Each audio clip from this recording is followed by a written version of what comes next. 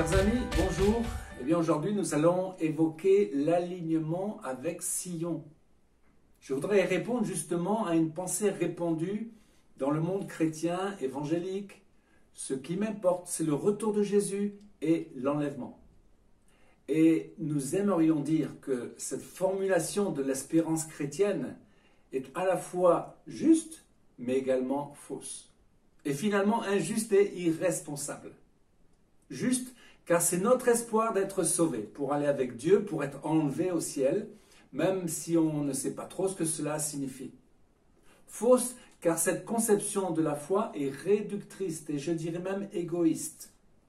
Le Seigneur ne nous a pas sauvés pour nos beaux yeux. La Bible dit que nous avons été élus, choisis pour des œuvres que Dieu a préparées d'avance.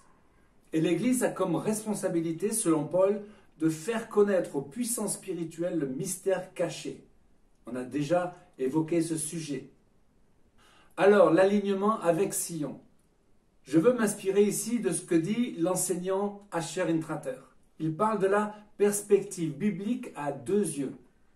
Elle doit être restaurée aujourd'hui, dit-il. Pendant 2000 ans, l'Évangile n'a pas de frontières, n'avait pas de frontières, il n'était pas lié à un espace géographique. Je cite, « Dans la vision chrétienne, l'esprit est universel, intemporel, et dans la vision juive, l'esprit est lié au temps et à l'espace. Les deux sont vrais. Pour Israël, les promesses d'ordre spirituel sont liées à un aspect physique. La terre, notamment le peuple juif a en vue la promesse de posséder le pays de Canaan. Ce sont des promesses faites avec Abraham, Isaac, Jacob. Et pour l'Église, ces promesses sont essentiellement d'ordre spirituel. Mais aujourd'hui, la notion physique revient avec force avec la venue du Messie. Cette venue se fera à Jérusalem, sur le mont des Oliviers, et comme les disciples ont demandé à Jésus, un royaume va être établi sur la terre. Le chrétien ne peut pas occulter ces faits prophétiques. Asher Intrater conclut, la perspective biblique à deux yeux est en train d'être restaurée aujourd'hui pour nous donner une vision à trois dimensions. Nous devons dire que cet alignement est indispensable. Israël n'est pas une nation comme les autres. C'est le microcosme des nations, c'est le peuple de Dieu. Lisons pour cela Deutéronome 32:8. Quand le Très-Haut donna un héritage aux nations, quand il sépara les enfants des hommes, il fixa les limites des peuples d'après le nombre des enfants d'Israël. Car la portion de l'Éternel, c'est son peuple, Jacob est la part de son héritage. Concernant Israël et l'Église, Asher Intrater donne une autre image, celle du corps. Je cite, « C'est comme un traitement chiropratique pour le corps du Messie. Lorsque le cou et le dos s'alignent, le pouvoir de guérison et la liberté de mouvement sont libérés, ce qui établit un ordre et un modèle correct pour le plan de Dieu. L'amour pour Israël n'est pas d'ordre émotionnel, il est stratégiquement prophétique.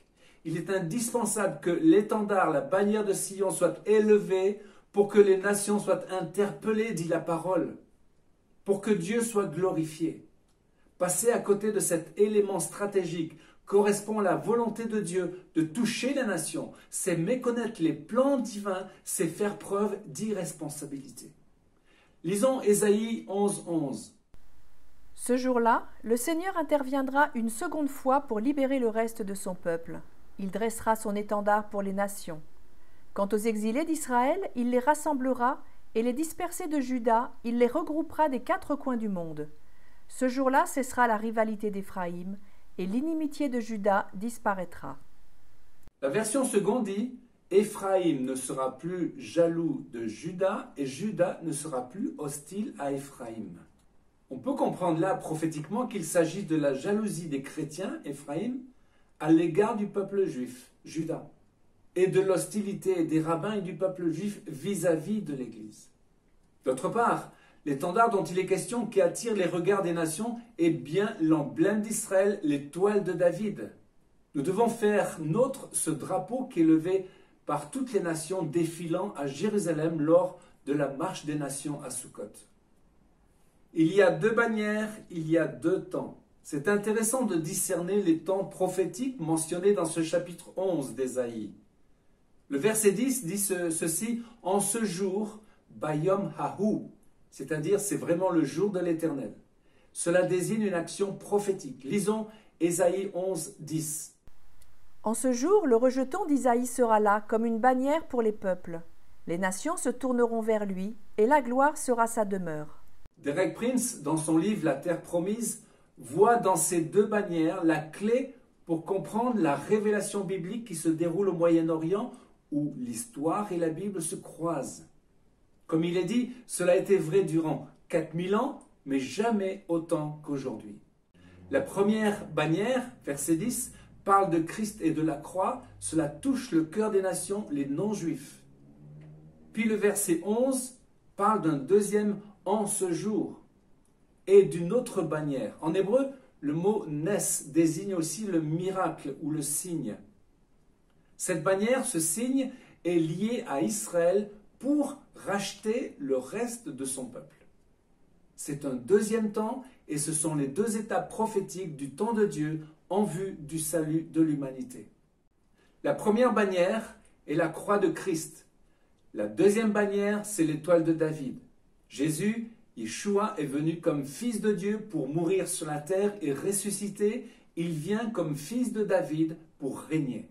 Cette bannière de l'étoile de David frappe les nations depuis 1948 et d'autant plus en 1967 quand le monde entier a vu la victoire incroyable d'Israël contre cette armée arabe réunie.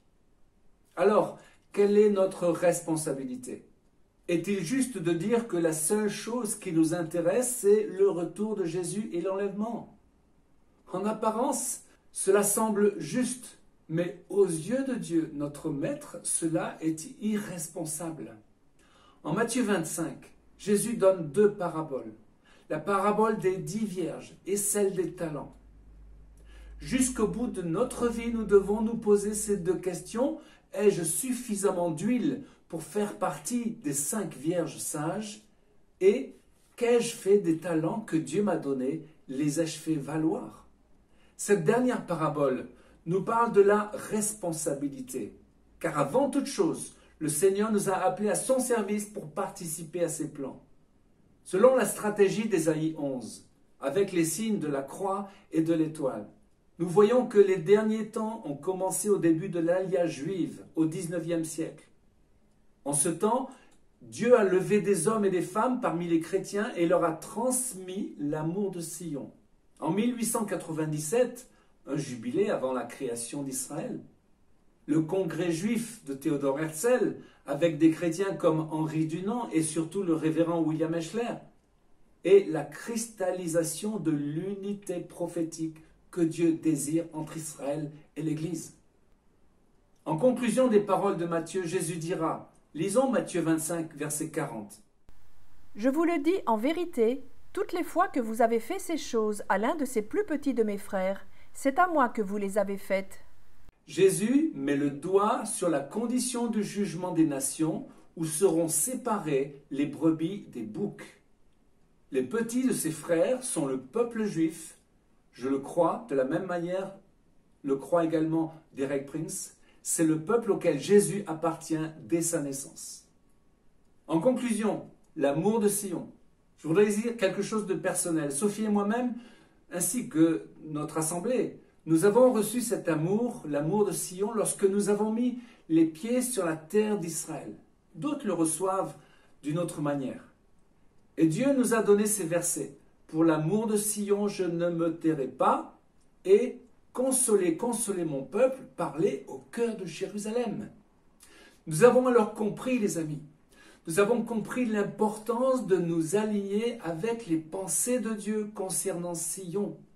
C'est la manière de préparer la venue du Messie en aplanissant les sentiers, en ôtant les pierres accumulées durant des siècles d'ignorance et de haine, afin que la gloire de Dieu se révèle puissamment sur le monde entier. C'est notre responsabilité et c'est notre joie. Amen. Chers amis, à une prochaine fois pour une nouvelle vidéo en direct de Jérusalem.